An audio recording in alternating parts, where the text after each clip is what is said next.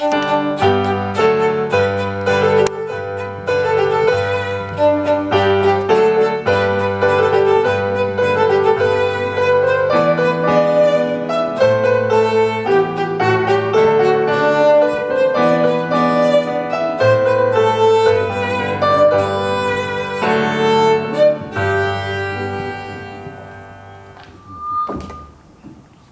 savez quoi? Elle me monte au nez, la moutarde. Oh, j'ai rien contre. La preuve, j'en mets bien dans mes vinaigrettes. Mais chaque fois que je dis que je viens de Dijon, systématiquement, on me répond « Ah, la ville de la moutarde !» La ville de la porcelaine, à tout hasard. Ah bah oui, c'est déjà pris, quoi. Pas de chance. Tiens, la ville de la dentelle. Ça, c'est raffiné. C'est pris aussi? Oh, quel est le puits? Je ne sais pas, moi, les images d'Épinal, les parfums de Grasse. Mais la moutarde, nom d'une écharde, la moutarde.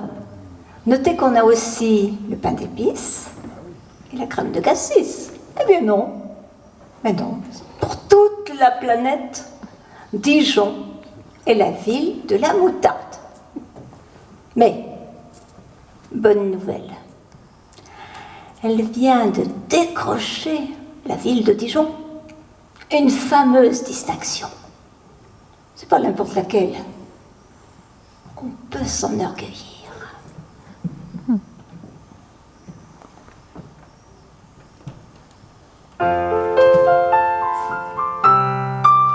Dijon, la ville de la moutarde a fait fort.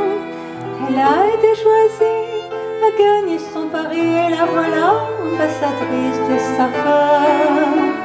Elle l'a bien mérité, un jury l'a nommée cité de la gastronomie et du vin. Une belle notoriété pour demain. On reluquait déjà son kir grâce à celui qui eut l'idée d'additionner de crème de cassis un verre de blanc à ligoter. Le chanoine kir, au grand bonheur, perpétua la tradition et en tant qu'illustre amateur, au breuvage donna son nom. Dijon, la ville de la moutarde a fait fort. Elle a été choisie, a gagné son pari et la voilà ambassadrice des saveurs. Elle l'a bien mérité, un jury l'a nommée cité de la gastronomie et du vin. Une belle notoriété pour demain.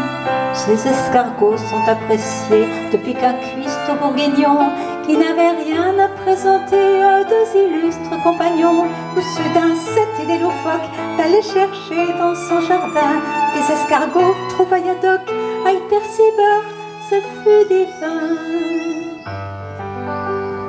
Dijon, la ville de la moutarde a fait fort. Elle a été choisie, a gagné son pari et la voilà ambassadrice des saveurs. Elle l'a bien mérité, un jury l'a nommée cité de la gastronomie et du vin. Une belle notoriété pour demain. Quant à son vin, n'en parlons pas, les plus grands crus sont convoités. Le cri transcende le repas, emprisé dans le monde entier. Mais le plus fort, c'est la victoire sur les Suisses menaçant Dijon. Quand la trémouille leur en fit boire, ils ouvrirent les négociations. Dijon, la ville de la moutarde a fait fort. Elle a été choisie, a gagné son pari et la voilà ambassadrice des saveurs. Elle l'a bien mérité, un jury l'a nommée cité de la gastronomie et du vin. Une belle notoriété pour demain.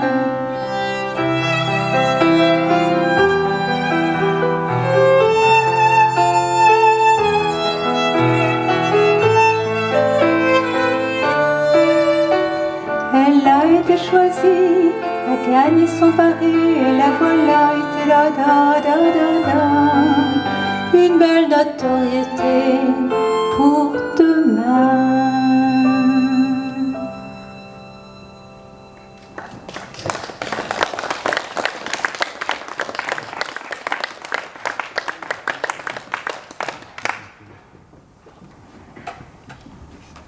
Des raisons d'être fier de Dijon, ça ne manque pas. Et ça ne date pas d'aujourd'hui. Tenez, le Jacquemart, à côté. Depuis des siècles, les gens viennent de l'Europe entière pour l'admirer. Le Jacquemart, ce superbe automate en haut de l'église Notre-Dame, qui ponctue les heures, les demi-heures, les quarts d'heure. Et vous savez ce que c'est au départ, Jacquemart? C'est un trophée. Parfaitement, ma bonne dame. Ah, c'est un joli mot. Mais ne tournons pas autour du pot de moutarde. Non, non, pas la moutarde. On l'a piqué au beige, le Jacquemart. Rien que ça. C'est du propre, je vous le dis. Mais bon, après tout, il n'avait qu'à être plus nombreux, mieux se défendre, être mieux armés. Manquerait plus qu'on les plaigne.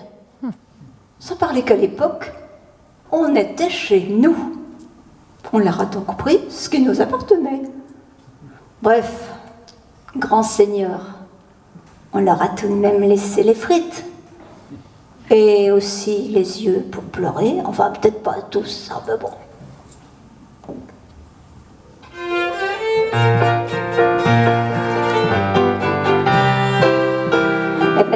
Tu verras une famille des plus sympas sur le clocher de Notre-Dame, celle de Jacquemart et sa femme, Jacqueline et leurs deux enfants, Jacquelinette et Jacquelinet, depuis plus de 600 ans, la fierté des Dijonnais. À l'origine de cette histoire, un problème de territoire entre le roi Charles VI et les Flamands. Dijon avait dépêché un millier d'hommes armés pour écraser la révolte des habitants.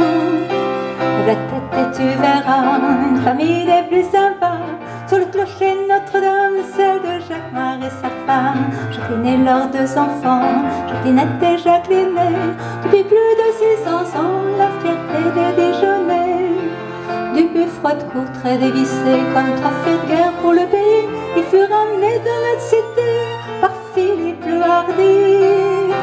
Lève la tête et tu verras une famille des plus sympas sur le clocher de Notre-Dame, celle de Jacquemart et sa femme, Jacqueline et leurs deux enfants, Jacquelinette et Jacquelinet, depuis plus de 600 ans, la fierté des Dijonnais. Les Dijonnais l'ont adopté, le Jacquemart ils l'ont nommé, l'homme qui fier du martel par tous les temps. Avec son air débonnaire, il rêvait de satisfaire, une pipe lui fut offerte plus tardivement. Lève la tête et tu verras une famille des plus sympas sur le clocher de Notre-Dame, celle de Jacquemart et sa femme, Jacqueline et leurs deux enfants, Jacquelinette et Jacquelinet, depuis plus de 600 ans, la fierté des Dijonnais. Au XVe siècle, on s'étonna que notre ami ne fût marié pour qu'il ne souffre de célibat. Jacqueline vint l'épouser. Lève la tête et tu verras une famille des plus sympas sur le clocher de Notre-Dame, celle de Jacquemart et sa femme, Jacqueline et leurs deux enfants, Jacquelinette et Jacquelinet, depuis plus de 600 ans, la fierté des Dijonnais. Mais nos amoureux du clocher, souffrant de stérilité, plus de 100 ans à s'aimer sans descendance. Coupe en cours en moquerie, Jacqueline les rejoignit, puis sa petite sœur Jacquelinette, quelle chance! Lève la tête et tu verras une famille des plus sympas sur le clocher de Notre-Dame, celle de Jacquemart et sa femme, Jacqueline et leurs deux enfants, Jacquelinette et Jacquelinet, depuis plus de 600 ans, la fierté des Dijonnais. Alors aujourd'hui, j'ai la chance d'être accompagnée par deux musiciens formidables. Au piano, Francis Arbulot.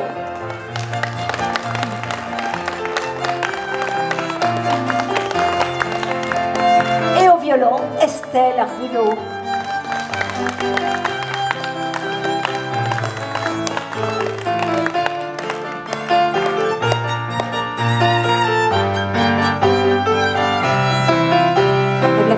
Tu verras une famille des plus sympas sur le clocher de Notre-Dame, celle de Jacquemart et sa femme. Jacqueline est leurs 2 enfants, Jacqueline était Jacqueline. Depuis plus de 600 ans, la fierté des Dijonnais.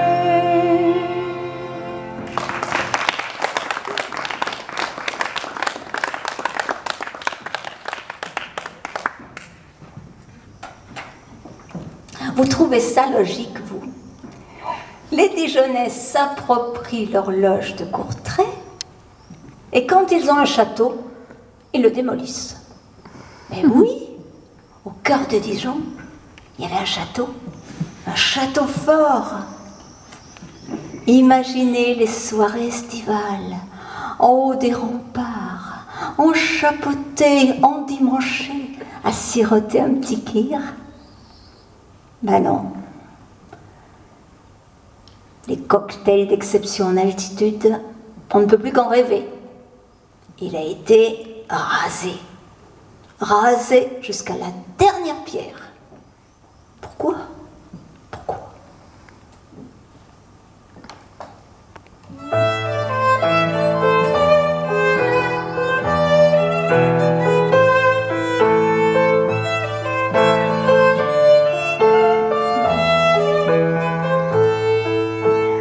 Le château de Dijon n'est plus forteresse ignorée, souvenir d'un passé révolu que les hommes ont gommé.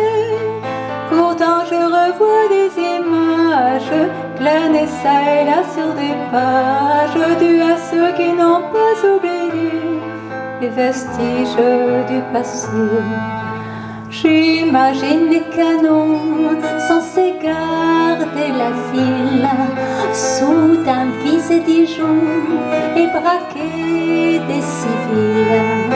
Il faut dire que le roi ne fit la forteresse que pour dicter sa loi aux habitants rebelles. Ce brave Dijonnais qui pleurait leur duché et qui vociférait contre la royauté.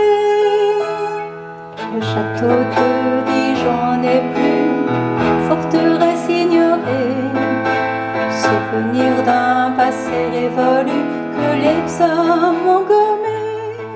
Pourtant je revois des images glanées ça et là sur des pages, dues à ceux qui n'ont pas oublié les vestiges du passé.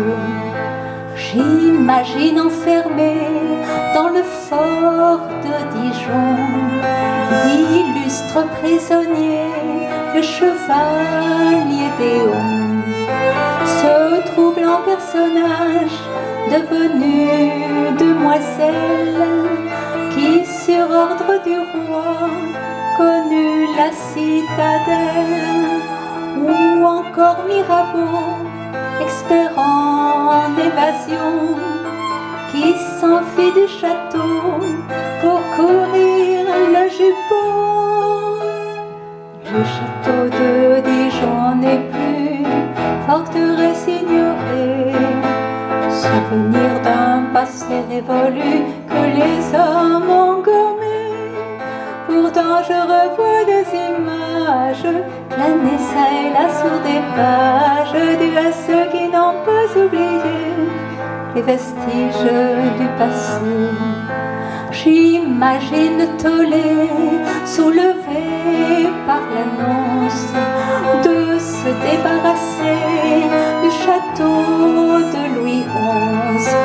Les amoureux d'histoire nostalgiques du passé se refusaient à croire qu'une page était tournée.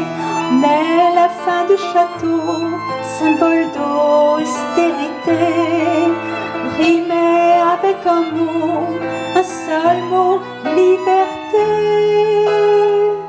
Le château de Dijon n'est plus forteresse ignorée,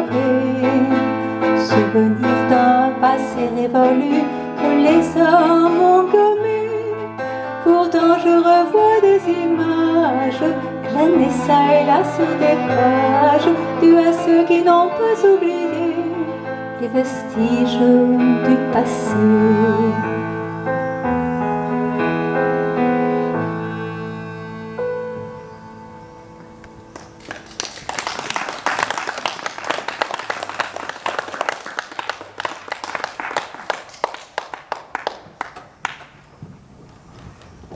Si je comprends bien, les Dijonais ne se laissent pas faire.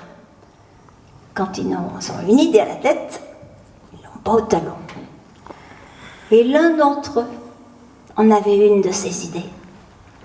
Une idée complètement folle, ahurissante même. Des années durant, il revient à la charge. Il use de tous les stratagèmes possibles. On parle d'un conseil municipal particulièrement houleux. Ça ne date pas d'aujourd'hui. Mais il finit par la faire passer, son idée. L'obstination finit toujours par payer. Et son idée, c'est de donner quoi? Un lac à la ville de Dijon. Mais oui. Et bien sûr, cet illustre personnage, entêté comme pas deux, s'appelle Félix Kir, le chanoine. Mais oui, bien sûr.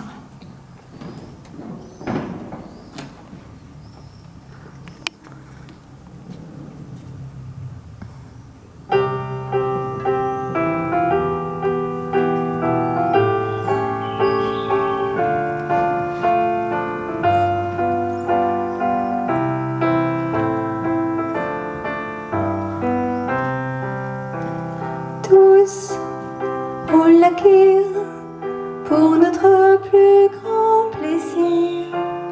Pour Dijon, ce plan d'eau, c'est le plus joli des cadeaux. Un petit Barbili sans journal assis sur un banc, pendant qu'un enfant lance une balle près de sa maman. Un papa apprend à monter à son petit gamin déjà grand, une qui fait la corde à sauter, ça c'est excellent. Tous, tout le monde, on l'acquiert pour notre plus grand plaisir. Pour Dijon, ce plan d'eau, c'est le plus joli des cadeaux. Elle se tartine de crème à bronzer et dans ses serviettes. La voilà fin prête à adorer avant de faire trempette. Les mômes attaquent un château fort avec une armée de belles râteaux, tandis que le nouveau-né dort dans son manteau. Tous, on l'acquiert pour notre plus grand plaisir. Pour Dijon, ce plan d'eau, c'est le plus joli des cadeaux. Ils sont pourris leur sac à dos de ravitaillement, sans oublier les bouteilles d'eau, ça c'est plus prudent. Le pêcheur attend le poisson